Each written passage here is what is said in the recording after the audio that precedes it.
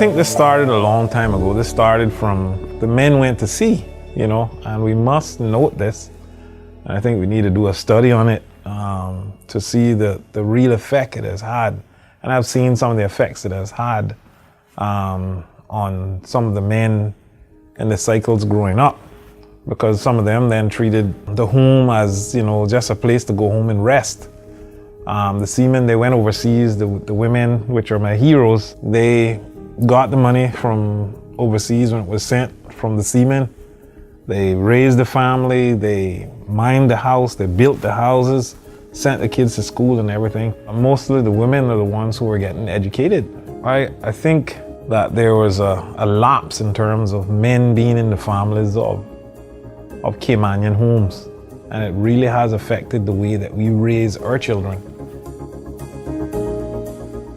But of course, as those days kind of winded down, men have then had to adjust being here. And I don't know if that transition ever fully took place. Unless somebody really showed a man how to do it, trying to figure that out on your own. I'm not sure if that ever really happened properly. From what I see today, we still have a lot of issues where a lot of men are here but not present.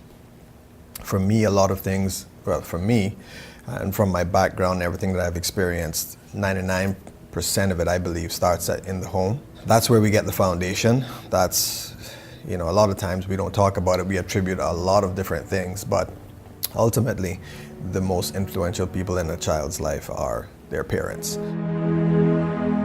From my father and other men of his, they were the men, that generation that went to war in the Second World War.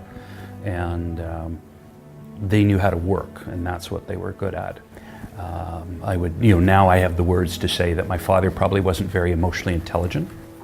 I think he did his best, but I just, don't think he knew. And I think that the other thing that I noticed, though, is that stoic kind of keep it to yourself. My father was treated for depression for about 3 years, just as I was leaving home, and we never knew until years later when my younger brother attempted suicide. So all of that came out, but it wasn't talked about. So I think that was, that the other takeaway was that and a lot of the guys that came back from the war, you just drank your way through the rest of your life, or however you were going to cope with what you'd seen and experienced. It's about what I'm seeing in my line of work, or let me phrase it this way, what I'm not seeing, which is men. When I worked at the counseling center with mandated clients, I saw overwhelming majority of my clients were men. There's a lot of addictions-based group. Overwhelming majority were men, but given the choice to attend therapy and counseling, they don't present. And we had that discussion, and it led to me sort of like making that discovery that here in Cayman, because I know we take stats from all over the globe, and I understand why we do it, because there's lack of statistics available here. But if you take a look at the last 6 or 7 suicides in Cayman, they've all been male.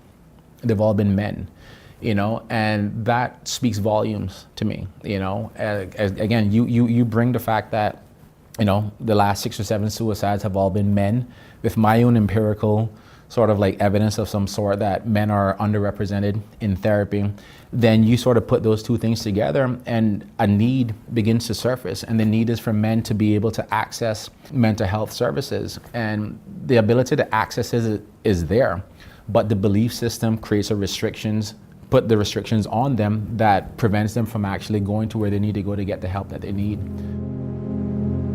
What to me happens with depression is it's a lot like quicksand. It sneaks up on you, and before you know it, you're waist deep, and the more you fight, the more you sink.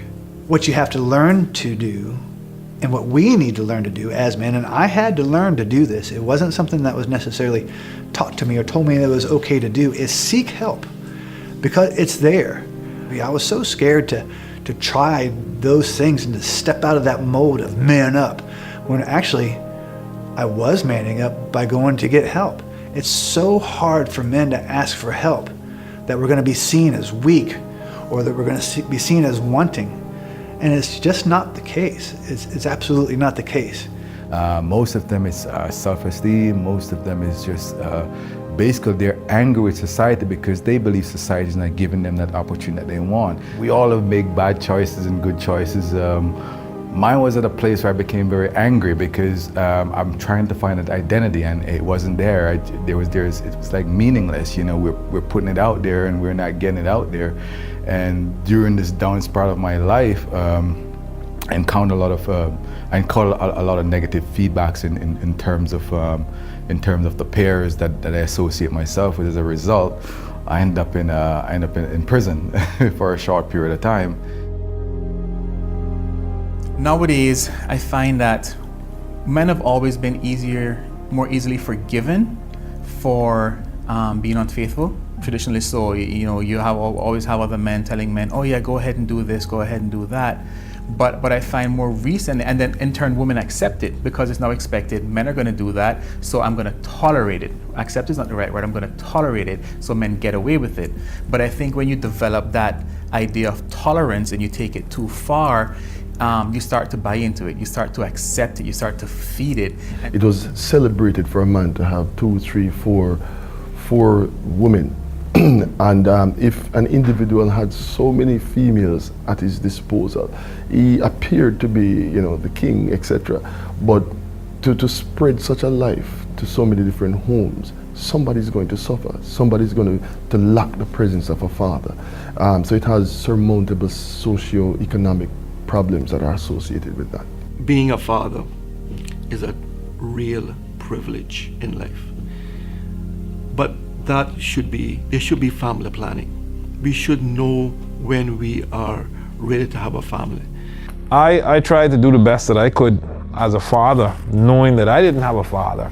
And sometimes I didn't know what to do, you know. And you didn't want to go and ask somebody because you felt embarrassed. How do I communicate with my son about X, Y, and Z? It's okay to reach out, to try to make amends, to try to sit down, cry with your father, ask those difficult questions. Some of them won't be answered, but, you know, get the necessary counseling if you need it. I've had a lot of counseling. It really helped. I think workplaces need to have a lot of avenues and advertise it where people can get the necessary help. More men are successful at suicide attempts compared to women. They tend to do it in a violent way or whatever that it's, you know, often more typically fatal. So I think that you know, that's a sad part because we're still not talking about it. There's still that notion of you're supposed to deal with it, or maybe you don't even have the words for it, and then people end up taking their own lives. And so I think it's still, you know, the immediate pain of the situation is such that they don't see options, and you know, beyond that of, you know, what they can control. So I think that's a real part of it, and how do we get men there? And I think it's not a matter of just, well, we'll have a counselor over here in the corner that they can go see, but you know, some of the things they're doing in the UK and in Canada now is men's sheds. So it's a place where older guys go, and it recognizes that men don't do always very well this way, face to face, but they talk quite well shoulder to shoulder. And then they start to build community, and it's great for cutting down on isolation and helping them respond to maybe depression or whatever, and then start to make the connections that might allow them to open up and say, hey, I'm really feeling pretty depressed here, or pretty lonely. What comfort-wise? I mean, accessibility isn't just about can I get up the ramp into the place if I'm in a wheelchair, but it's about, do I feel okay about it? Am I going to be weirded out when I go to the Family Resource Center? Because what if one of my buddies sees me? Oh my God. And so if you get some people kind of helping normalize that.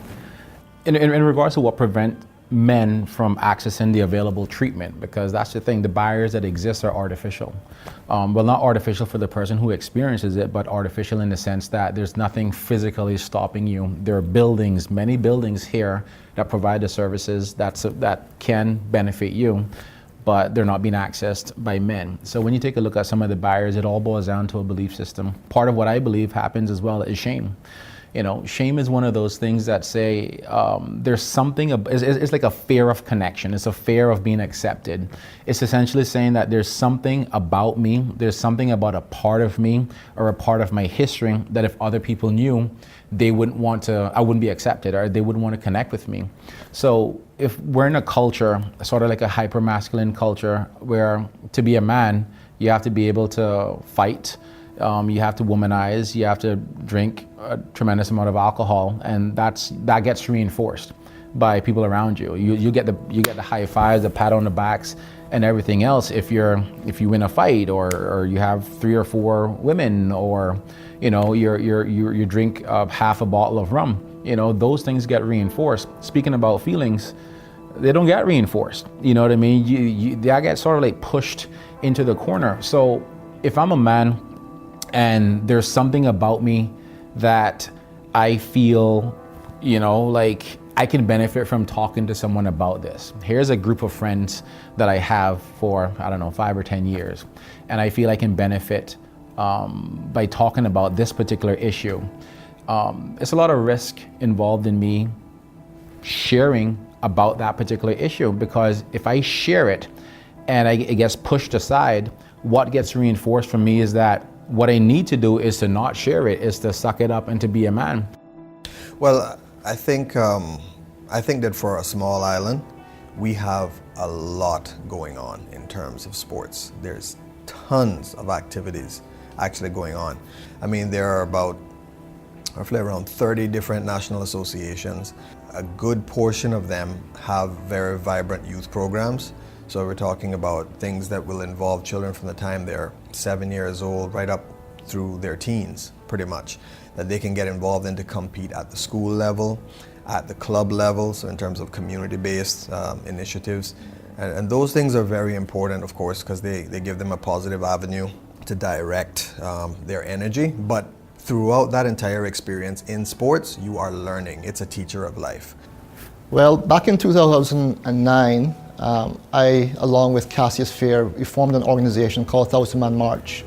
And basically it was to look at developing the character of men, and particularly young men in the Cayman Islands. It was around the time there was a lot of violence going on, a lot of gang violence, a lot of killings. And we decided we had this vision of 1,000 men coming together from across the island and just marching together. It did happen.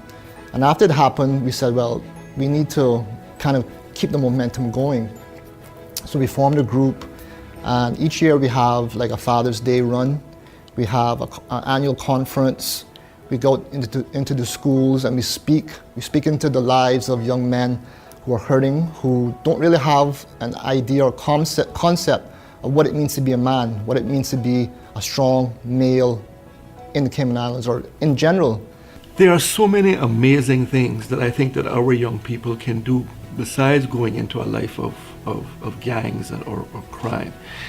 I just, thinking about what the YMCA does and the benefits of joining the YMCA. The DG's 5K, one of our successful 5Ks, we built a ropes course for the YMCA. They do fantastic after-school programs. So, get your children involved with the YMCA. Get your children involved in the church youth groups.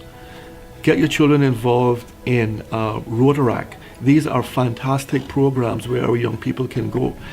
One of the things that I think is just absolutely amazing is our Proud of Them campaign, where we see our young people, a lot of young men on the billboards saying, wow, we are so proud of you because of what you have done.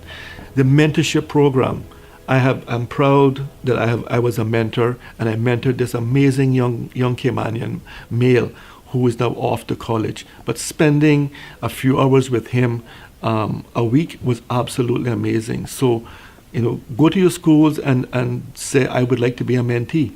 There are so many things that we as a country, not just the government, but as private sector are doing to try to make our young people as successful and allow them to realize their dreams. It's up to us as fathers, as mothers, but also as young people as well. Take advantage of those things.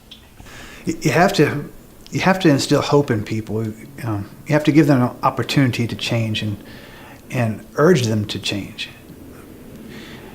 You got to be the person that's telling them how things can be, not how things can't be. And without that distinction, folks are going to believe what you tell you, especially what you tell them, especially young men. So if you're constantly telling them the man's out there to put them down, or you can't do this, or you can't do this, they're going to believe you just as easily as if you tell them that they can. Children, you have to be a role model for them. So Okay. don't do things like disrespect, like your wife or anything in front of the children. Okay. That will look bad on you, and they will grow up and say that they can Be the same. be the same or be like, I can talk back to my wife like that or anything like that. I treat a woman bad or something like that. Okay. So I noticed the first word you mentioned is responsibility. So I want to hear from you guys today in terms of being a man, what it means, and if you see some challenges that you foresee in this society that would make it really hard, in terms of acquiring that position and really fulfilling that position as being a man. Trouble easy to get in and hard to get up. So yeah, I learned that from a young age. Mind, you think this should be a challenge, Elijah? Okay. Okay. A lot of stuff. Or like job. Go ahead, DeAndre. Good job to make a good paying money to at least take care of yourself. Okay. You have to be responsible. Okay. yeah, you gotta have like a time set for certain things you gotta do. You gotta know that school come first and on console. Yeah, Right. you can't buy an education.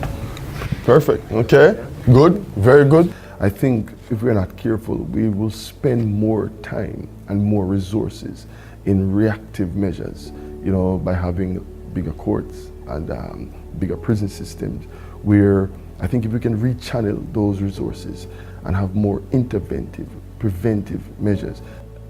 A lot of our systems in any place tend to deal with symptoms. So somebody gets arrested, and well, what's the root cause behind that? Young men are overrepresented in jails, and we look at the child welfare caseload, and you look at the family dynamics there. We don't often get at the root cause, though. And the courts, it's not their job necessarily, but we know, for example, that adverse childhood events, or ACEs, have long-term mental and physical health consequences. So as we continue to have children who grow up in unstable situations or whatever, and have these adverse events happen to them, that they carry that with them, and it affects the rest of their lives. Well, I think that we'll continue to see a rise in unwanted pregnancies. We'll see a rise in crime. We'll see a rise in juvenile delinquency. Drug use amongst male teenagers, crime, all the unwanted things that you wouldn't want society to have. So these are some of the things that I think will continue to happen unless we have positive male role models, and really, boys understand what it means to be a man. We tell men to express their feelings, but when they speak up about how they feel in regards to those things, we silence them and tell them that their opinion is not valid. And it's not just men we do it to on a whole, to persons whose ideas and philosophies may differ from that of society on a whole. Because once you start the momentum of success, it's really hard to stop. But once you learn how to quit, it's awful hard to stop quitting. Be the change that you want to be. Be anything you want to work for. Human beings in general, we're social creatures. We yearn for acceptance. There's certain things that tie us all together as human beings, regardless of race, culture, religion, etc., etc. And those are things that I refer to as yearnings. We yearn for love, we yearn for respect, we yearn for acceptance, we yearn for a lot of things.